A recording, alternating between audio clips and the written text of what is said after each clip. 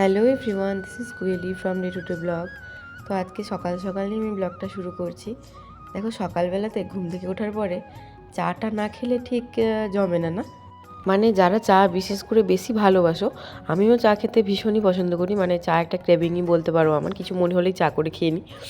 কিন্তু ব্যাপারটা কী বলো তো, আমার সকালবেলাতে ঠিক চাটা পোষায় না, মানে গ্যাস হয়ে যায় এই ভয়ে আমি খাই না সকালে। আমি সন্ধ্যেতে চা খাই। তো আমার জেঠুর মানে আমার বাপের বাড়িতে সবাই সকালবেলাতেই চা খায়। তো সেই জন্য জেঠুরও তো অভ্যেস আছে যে সকালবেলাতেই দুধ চা খাওয়া। তো ওই জন্য দুজনে মিলেই খাবো। জেঠু একা খাবে, আমি খাবো না সেটা তো না, দুজনে 2 কাপ চা করে নিলাম। দিয়ে এই যে জেঠুকে চা দিতে এসেছি এখন।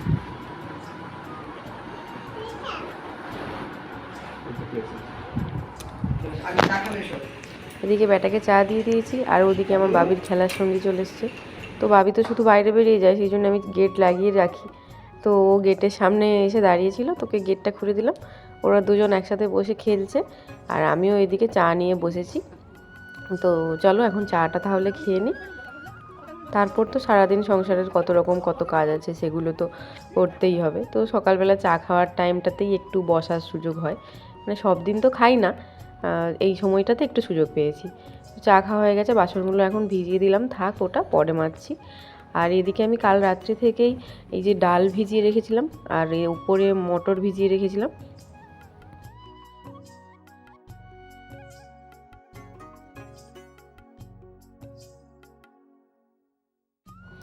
আর কালকে তো ওই যে বাগান থেকে যে কুমড়ো শাকগুলো তুলে নিয়ে এসেছিলাম, তো সেই কুমড়ো শাকেরই আজকে চচ্চড়ি করব। আজকে যেহেতু বৃহস্পতিবার, সেহেতু আজকে নিরামিষই হয় আমাদের বাড়িতে। মানে আমার বাপের বাড়ি বলো বা শ্বশুর বাড়ি বলো, 2 বাড়িতেই নিরামিষ হয়। তো সেই জন্য আজকে ওই কলাই বাটার ঝোল করব, আর কিছুটা কলাই বাটা ভাজা করব, মানে খেসারি কলাইটা ভাজা করব। আর এদিকে হবে কুমড়ো শাকের চচ্চড়ি। দেখো আমি এদিকে কুমড়ো শাকের চচ্চড়িটা বসিয়ে দিয়েছি। এরপর আমি কলাই বাটারটা ঝোলটা লাস্টে করব। তো কাদের কাদের বাড়িতে এরকম হয় বলো তো, যে ওই খেসারি কলাইয়ের বাটার যে ঝোলটা হয়, সেই ঝোল হলে অবশ্যই বড়া ভাজা রাখা হবে, সেটা এমনি খালি মুখে খাওয়ার জন্য। তো তারপর মাঝে আর ব্লগ করার সময় পাইনি। আমি এই যে সন্ধেবেলাতে ব্লগটা আবার শুরু করেছি। এখন বৃষ্টি হচ্ছে বলে নাকি জানি না, টিভিতে এখন সিগন্যাল নেই। তো টিভি বন্ধ করে দিয়ে বসে আছি আমরা সবাই। আর এরই মধ্যে বাবারা ফোন করেছিল যে বাবারাও পুরী থেকে ফিরছে আজ রাতে। কাল ভোরে আসার কথা ছিল, তো এখন বলছে অনেকটাই চলে এসছে, তো আজ রাতের মধ্যেই চলে আসবে। তো সেই জন্য আমি রান্না করলাম, রুটি সবজি করলাম।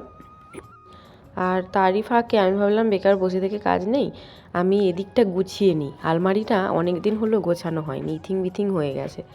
তো অনেক রকম জিনিস এদিক ওদিক করে রাখা হয়ে গেছে, পড়া হয়েছে, কিন্তু গোছানো হয়নি। তো সেই জন্যই ভাবলাম এই সময়টা ফাঁক এখন গুছিয়ে নেব। তো এই যে জিনিসপত্র ফাইল টাইলগুলো আছে, এই ভেবেছি এগুলো ওপরটাতে রাখবো, একদম ওপরটাতে। ওগুলোতে বেশি হাত দেওয়া হয় না। আর এখানটাতে শীতের জিনিসপত্র আছে, ওইগুলোকে ভেবেছি ছাদের আলমারিতে ট্রান্সফার করব। কি হচ্ছে? কে উঠছে?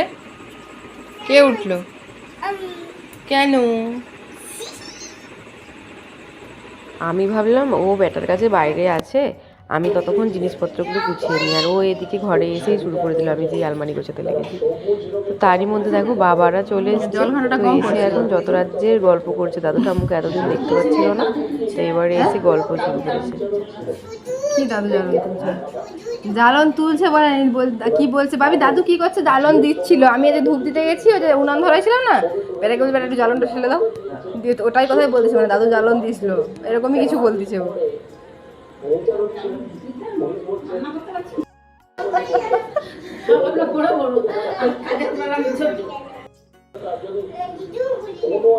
দিদুন ঘরে রান্না করো? দিদুন ঘরে কি দিদুন রান্না করেনি? তোমাকে দিয়ে রান্না করায়?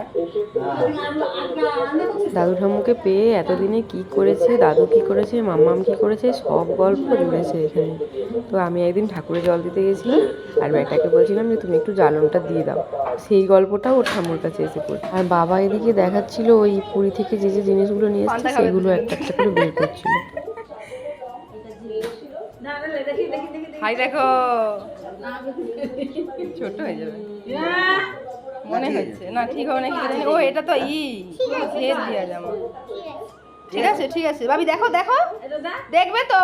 জামার কথা বলি, জামা লেছে অনেক জামা তোমার আছে, অনেক জামা আছে।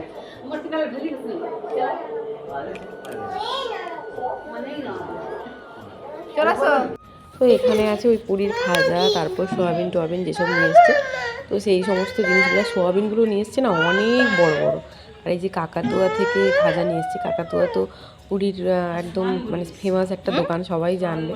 তো সেখানের খাজা নিয়ে এসছে। আর এইগুলো দেখো কত বড় বড় সোয়াবিন নিয়ে এসছে।